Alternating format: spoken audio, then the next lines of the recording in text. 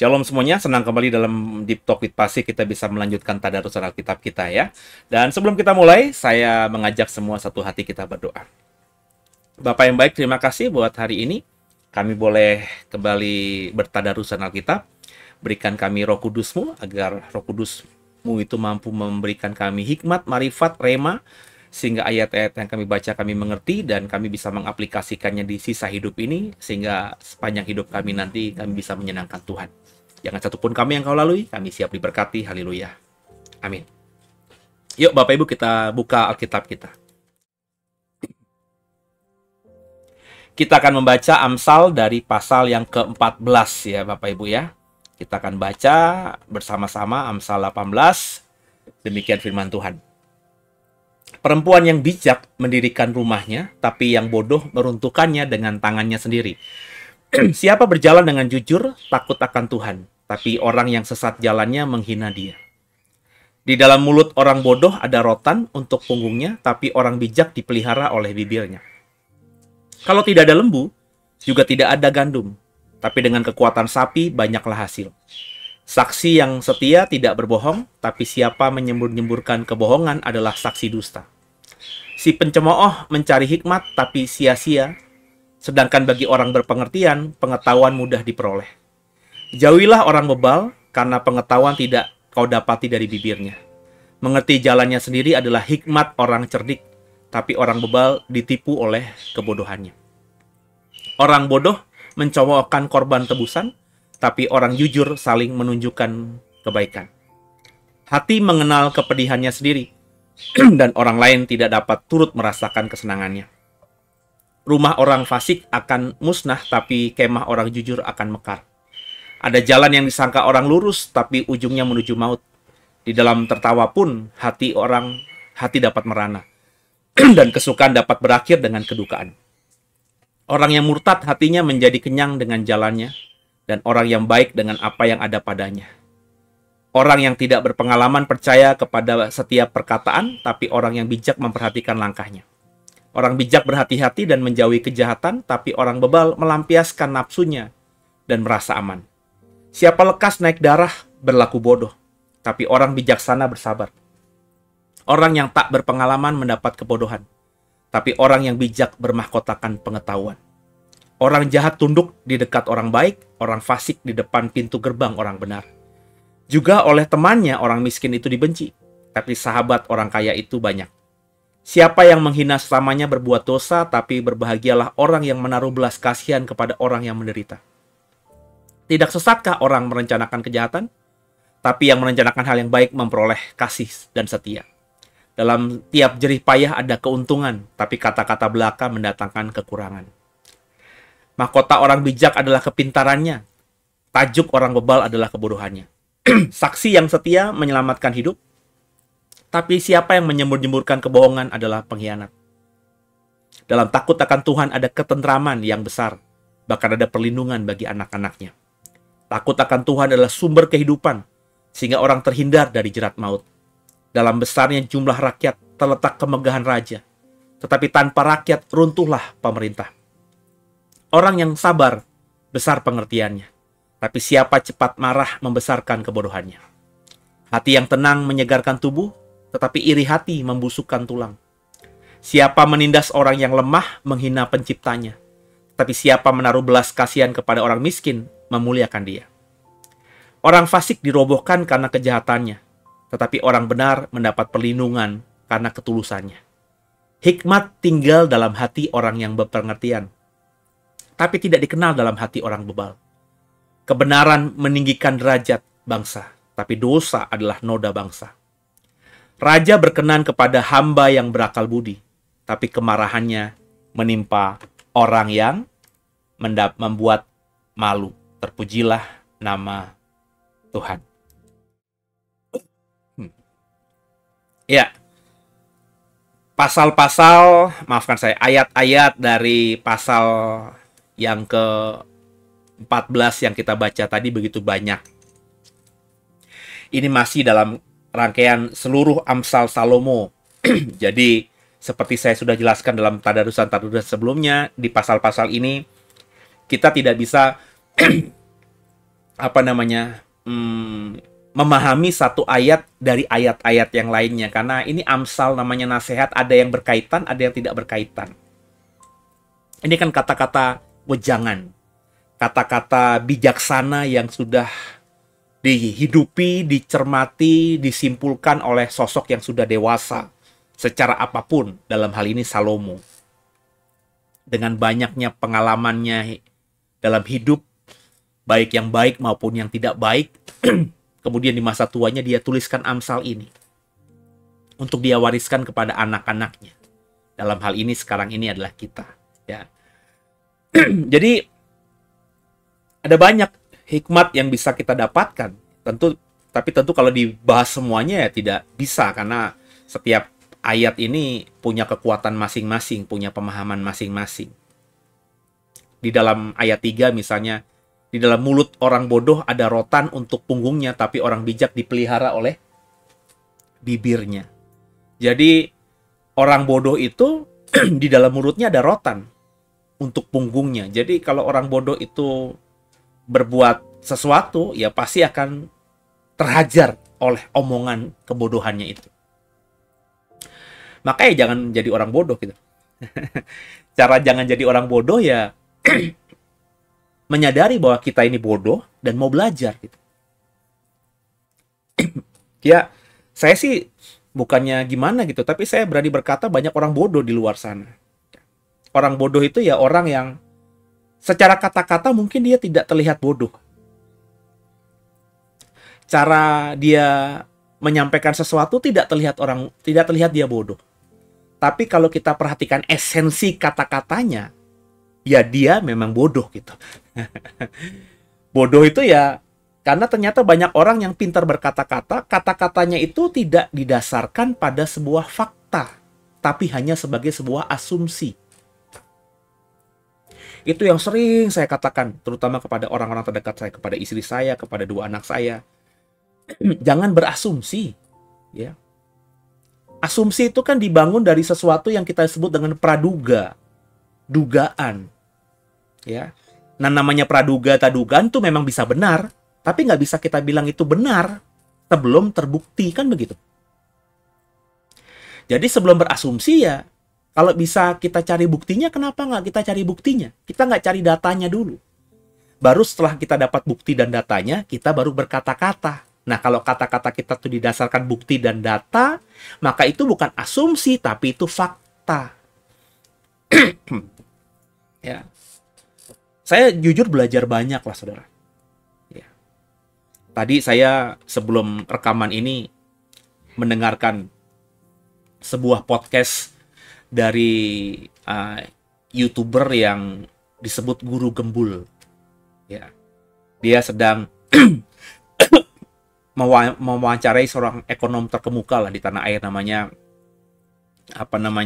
Faisal Basri, ya. Bicara soal hilirisasi. Saya selama ini ya akhirnya menyadari kebodohan saya. Saya berpikir ya namanya hilirisasi itu ya pasti baik buat bangsa ini. Maka ketika beberapa tahun yang lalu kita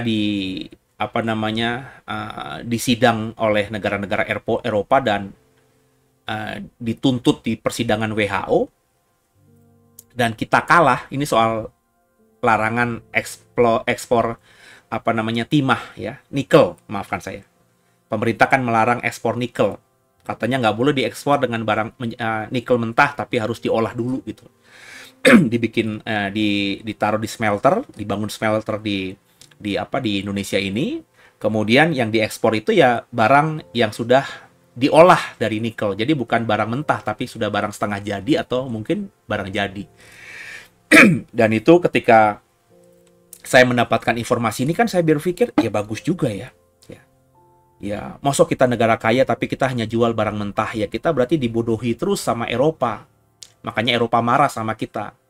Tapi kalau dalam persidangan WTO ya, kita kalah. Eropa yang menang. Terus pemerintah kita, Pak Jokowi bilang kita naik banding. Ini belum tahu hasil bandingnya gimana. Tapi intinya kita kalah. Berarti argumentasi kita itu nggak bener dong. Masa kita bilang pengadilan internasional itu tidak adil dengan kita? Ya kalaupun bisa itu merugikan kita, berarti pengacara-pengacara kita itu ya bodoh-bodoh gitu, tidak bisa berargumentasi dengan baik sehingga akhirnya kalah. Saya masih mendukung ya, tapi beberapa terakhir ini saya melihat argumentasi-argumentasi tentang hilirisasi itu, dan tadi akhirnya saya baru ngeh dari Pak Faisal Basri. Saya pikir kemarin dia itu berwacana ya karena tidak suka sama Jokowi aja, tapi tadi saya coba dengar, karena saya jujur aja mendengarkan podcastnya Guru Gembul ini, karena bagi saya dia orang yang cukup objektif. Ya, ada beberapa podcastnya ngomongin tentang Kristen dan Israel. Ya, ada saya tidak sepakat dengan dia, tapi argumentasi dia itu bisa saya terima gitu. Artinya dia bukan cuma berargumentasi tanpa data, dia punya data. Meskipun saya bilang datanya itu kurang tepat, tapi dia based on data. Ya, maka saya masih menghargai Guru Gembul ini dan saya terus mendengarkan. Kalau podcastnya menarik, saya dengerin. Dan hampir saya dengarkan, memang banyak podcastnya dia. Dan dari podcast yang tadi saya dengar dia dengan Faisal Basri, profesor atau ekonom terkemuka ini, saya mendengarkan, oh ternyata yang disebut hilirisasi nikel itu ya menguntungkan Cina. Karena smelternya Cina, dibangun di Indonesia memang, tapi itu sahamnya punya Cina. Jadi nikel mentahnya dibeli oleh perusahaan Cina yang punya smelter ini, diolah di Indonesia, kemudian diekspor dengan harga yang lebih mahal. Tapi kan yang mengekspor kan bukan pemerintah Indonesia, tapi perusahaan Cina itu. Jadi yang dapat untung siapa? Ya perusahaan Cina itu yang bisa membangun smelter di Indonesia dengan diberikan kemudahan-kemudahan. Saya bilang iya juga, berarti uangnya bukan ke Republik ini. Ya, menguntungkan Indonesia karena dibangunnya smelter, ada buruh yang dipakai. Jadi ada tenaga kerja Indonesia yang akhirnya punya pekerjaan gitu. Tapi kan sebagian besar ahli-ahlinya kita tahu itu kan sudah banyak ditentang, banyak orang-orang Cina yang dikirim ke sini. Indonesia paling cuma dapat pajaknya doang. Ya pajak itu berapa sih?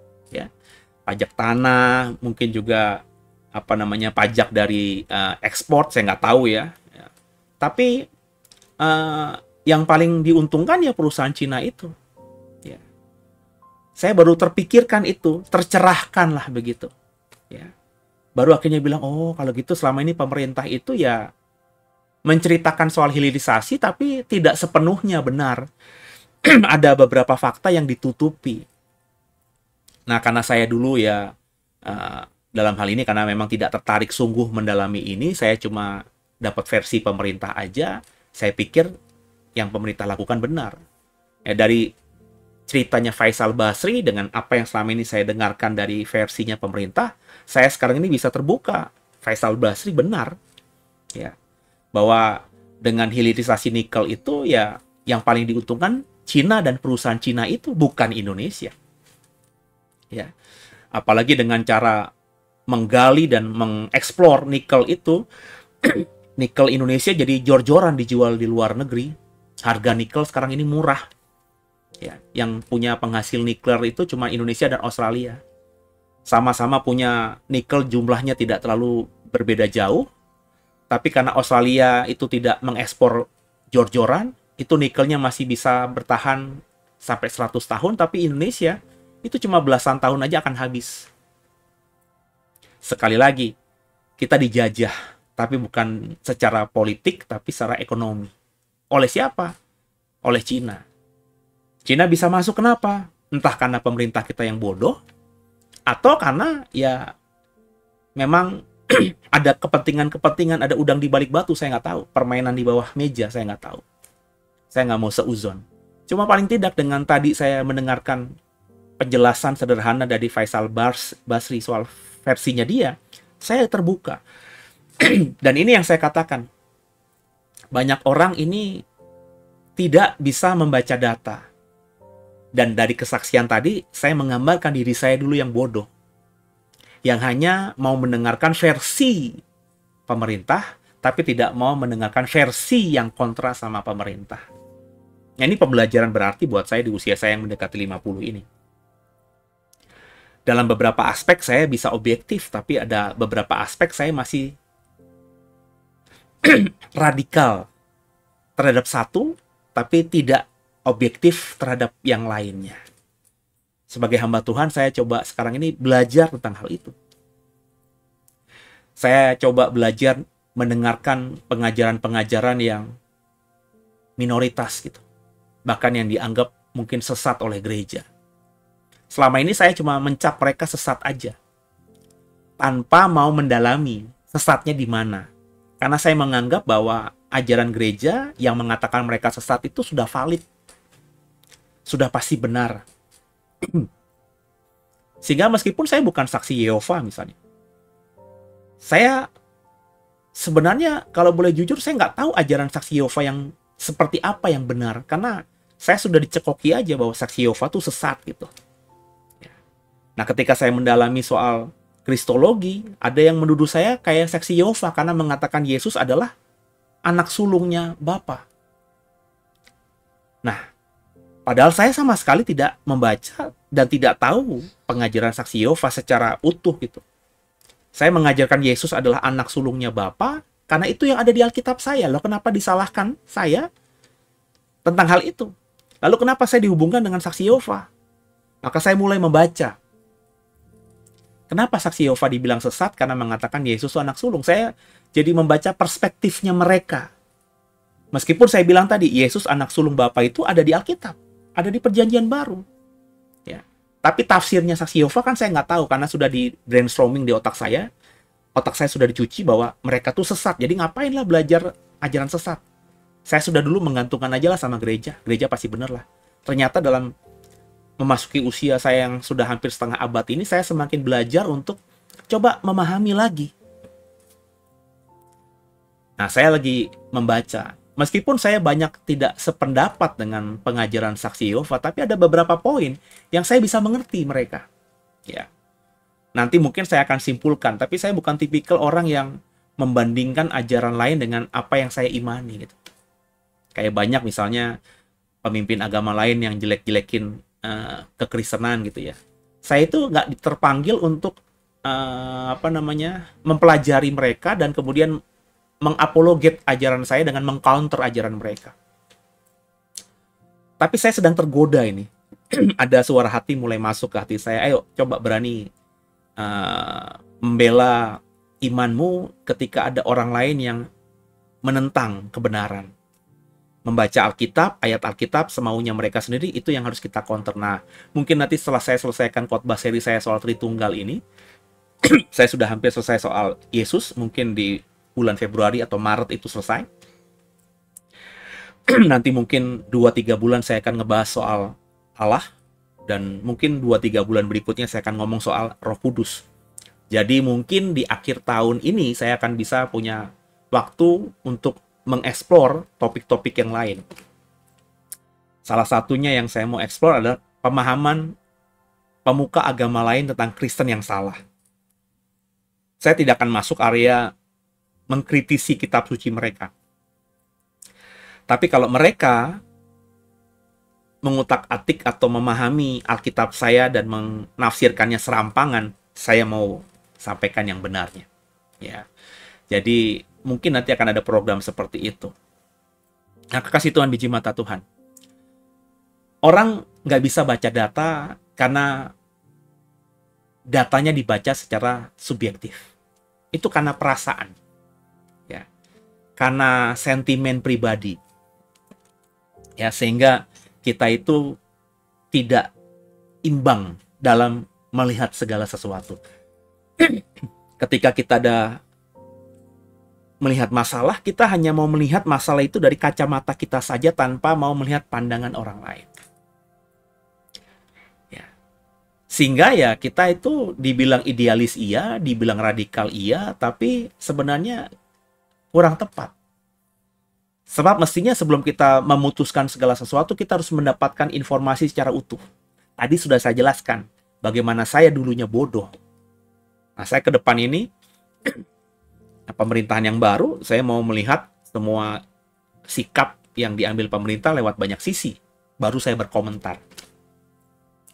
Kalau memang salah ya salah, kalau benar ya harus dipuji, diapresiasi, kan begitu. Ya. Itu ya sudah saya mulai kerjakan tentang iman saya. Bagaimana saya berani mengatakan bahwa Yesus bukan Allah. Yesus tidak sederajat dengan Allah. Ya. Yang tentu pengajaran saya ini bertentangan dengan banyak gereja. Karena saya sudah menggalinya sendiri secara pribadi. Ya, bukan dari ajaran orang atau tidak dipengaruhi oleh ajaran orang. Saya mendalaminya sendiri. Dan ketika saya dalami, tentu bersama Roh Kudus, karena saya sekarang ini hanya bergantung penuh sama Roh Kudus. Beberapa hal, bahkan maafkan saya, banyak hal yang tadinya tertutupi, tidak saya lihat, tidak bisa saya baca. Padahal itu jelas banget di Alkitab, akhirnya terbaca dengan jelas. Bahkan beberapa yang tadinya cuma tersirat saja, tidak jelas di Alkitab, saya bisa baca dengan jelas. Kenapa? Karena saya mulai untuk coba melihat dalam sisi yang lain, lewat sudut pandang yang lain, lewat kacamata yang lain. Dan saya mengajak Bapak Ibu dari renungan kita tentang Amsal ini, kita belajar jangan jadi orang yang bodoh. Orang bodoh itu ya akhirnya celaka sendiri. Belajarlah jadi orang yang berhikmat, belajarlah jadi orang yang bijaksana. Dimulai dengan apa? Kalau kita sudah baca Amsal, mulailah dengan takut akan Tuhan. Sebab berkali-kali dari Amsal yang sebelumnya, tadi juga di Amsal 14 ada ayat yang mengatakan takut akan Tuhan adalah sumber kehidupan, sehingga orang terhindar dari jerat maut. Jadi mulailah hidupmu dengan takut akan Tuhan. Takut akan Tuhan itu dimulai dengan ya hidup benar. Ya, berani memperkatakan kebenaran. Jangan cari masalah gitu. Jangan cari masalah, salah satunya ya jangan jangan ngajak orang ribut. Ngajak orang ribut itu artinya orang punya pendapat, terus kita ngajak ribut pendapatnya ini. Ini yang berkali-kali saya bilang misalnya, ketika saya bikin sebuah konten, ya entah itu tulisan atau clippingan atau pernyataan apapun di sosial media saya, ya saya itu hanya menyuarakan pandangan saya. Dan karena saya bermain di sosial media, saya tentu tahu banyak orang yang punya pandangan yang berbeda dengan apa yang saya imani, yang saya pahami. Tapi saya nggak pernah tuh ya, ngajak ribut orang itu. Meskipun saya kenal gitu. Kecuali memang itu masalah yang sangat penting, vital, dan saya cukup dekat dengan orang itu, maka saya japri orang itu untuk ajak diskusi. Tapi kalau orang itu cuma orang yang saya kenal di masa lalu, tidak lagi dekat di masa kini dan nggak ada rencana untuk bekerja sama lebih dekat lagi di masa mendatang, ya kalau saya lihat pandangannya salah, ya sudah saya diemin aja.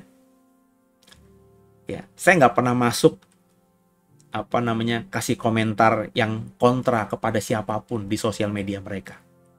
Kalau yang pro, iya, misalnya ada teman saya lagi lahiran gitu ya, terus saya bilang selamat ya, udah punya anak, udah punya cucu misalnya, anaknya menikah selamat ya, ada yang ulang tahun selamat ya, itu yang positif-positif saya masih beberapa. Jangankan di kolom komentar, saya bahkan japri langsung. Tapi kalau yang bersifat kontra, saya nggak pernah. Sudah hampir puluhan tahun, belasan tahun ketika Facebook sudah ada ya. Saya sejak awalnya nggak pernah itu gatel untuk kasih komentar statusnya orang. Karena kalau begitu itu ya kita akhirnya jadi musuhan. Dan prinsip ini nggak banyak dipahami. Orang berkata, lo kan bikin pernyataan di sosial media. Namanya sosial media ya tempat kita bisa mengekspresikan pikiran kita. Jadi kalau lo bilang seperti itu di sosial media lo dan kita temenan, gue boleh dong sampaikan kontra gue tentang pernyataan lo. Ya itu pemahaman orang begitu. Tapi saya bilang kalau saya berbeda dengan pandangan orang tentang suatu kasus, maka saya tidak akan masuk ke dalam lapaknya dia di sosial media manapun, tapi saya bikin status sendiri di lapak saya. Ya kalau dia lihat, dia berarti tahu posisi saya seperti apa. Kalau nggak lihat juga nggak masalah. Sebab concernnya saya, bagi saya sosial media itu adalah bukan tempat untuk saya menunjukkan kesedihan saya. Ya, bahkan kalau Bapak Ibu perhatikan ketika ibu saya meninggal di tahun kemarin, saya nyaris nggak pernah bikin status apapun. Ketika saya nemenin ibu saya di rumah sakit dulu, saya juga nggak pernah bikin status apapun di Facebook gitu ya, atau di Instagram. Lagi nungguin ibu nih, lagi nemenin ibu nih. Enggak. Saya nggak menjual kesedihan saya gitu. Sebab kesedihan itu ya nggak ada gunanya apa-apa dijual. Yang saya jual di sosial media itu buah pikiran saya. Makanya ya saya ketika ada pikiran, ada hati untuk berkata sesuatu, ya saya sampaikan. Nah, saya sampaikan ya tentu buat orang yang mau dengerin saya. Kalau orang itu udah baca status saya terus nggak percaya dan nggak mau dengerin saya, ya nggak urus saya. Kalau mereka akhirnya panas kupingnya dan akhirnya ngeblok saya atau delete saya dari pertemanan juga nggak masalah. Ya. Karena itu yang saya lakukan kalau ada orang yang semua komentar saya, semua status saya dikomenin negatif, saya bilang annoying banget orang ini. Ya. Dan kalau itu sudah sampai mengganggu, ya saya keluarkan dari pertemanan. Karena bagi saya, kalau dia teman saya, ya masakan setiap saya punya pernyataan dikontrain terus sama dia. Dan banyak orang itu ngaku kenal saya, padahal saya nggak kenal sama mereka. Sorry aja, saudara. Saya emang orang yang tidak punya banyak teman gitu, dalam arti teman dekat. Jadi kalau ada orang ngaku teman saya bukan temanmu. Ya. Apalagi dia bukan jemaat The Way. Bagaimana bisa ngaku teman saya atau mengenal saya?